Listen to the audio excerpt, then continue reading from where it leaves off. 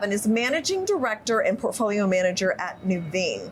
As a member of the High Yield Municipal Portfolio Management Team, he's responsible for supporting all high yield municipal strategies and is specifically responsible for managing the Enhanced High Yield Municipal Bond Interval Fund, several high yield municipal closed-end funds, along with Nuveen's flagship high yield municipal bond strategies. And you began your career with Nuveen in 2003. So That's correct, yes, it's been a while. So Nuveen manages $191 billion in municipal strategies. There's 28 listed closed-end funds, high yield municipal interval funds. We talk about the difference between those and how you use those in portfolios.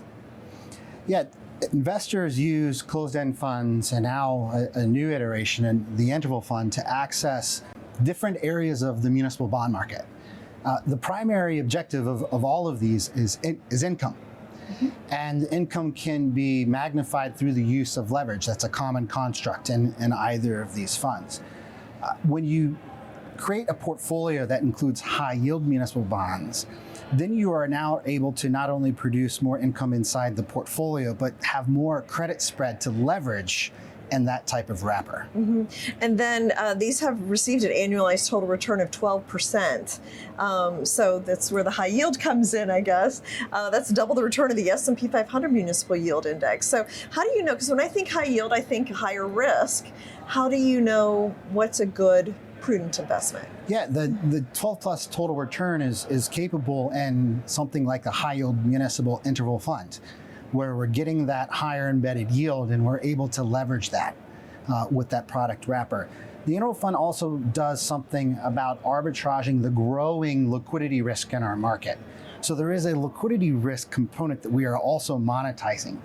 And what's driving that total return, the majority of that is income, is the embedded yield, and that yield anchors such returns. We can get additional NAV or price return when credit spreads compress or active managers are contributing active credit selection to the portfolios. Okay. What's your outlook for municipal bonds, high yield bonds for 2025? Well, after an unprecedented amount of outflows in 2022 and 23, and the subsequent credit spread widening, we're finally starting to see flows come back in. Confidence is being restored. We are seeing good fund flows, consistent fund flows as reported by Lipper.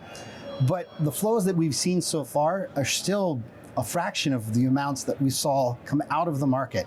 So our outlook is for continued flows into municipal mutual funds and other products. And so as long as that continues, we are on a positive and upward trend in terms of not just high yield returns, but also those NAV and price returns on top of that. Some of them are tax favorable as well, so you're getting a lot of benefits there. When you look at the taxable equivalent yields on some of these products, particularly our high yield municipal bond interval fund, that's, I think, what is driving a lot of the attraction. Okay. Because when you're looking at a dividend yield of roughly 5.75%, the taxable equivalent is pushing 10%.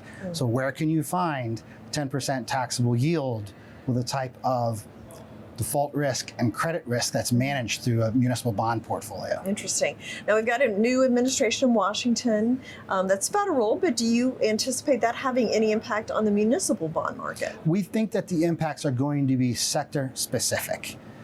The idea of eliminating the tax exemption is a very difficult thing, I think, to push through because of the cost and the burden that it passes on.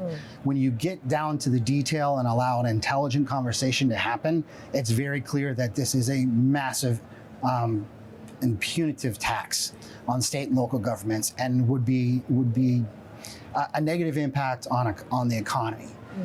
Where we think that the impacts are going to be, or possibly in sectors like healthcare or higher education, would have some possible negative impacts, but we could also see positive impacts too. That's the other thing, is that policies could have positive impacts in sectors that would be utilities and energy, but also charter schools might actually see greater enrollment decline as more states and more communities adopt free choice. Yes, and the vouchers, I know that that's been proposed in a lot of different legislatures for that. Yes, so, exactly. Okay, so anything else on your radar screen for 2025? We look, again, for that continued flow into the market, and that's going to put downward pressure on credit spreads.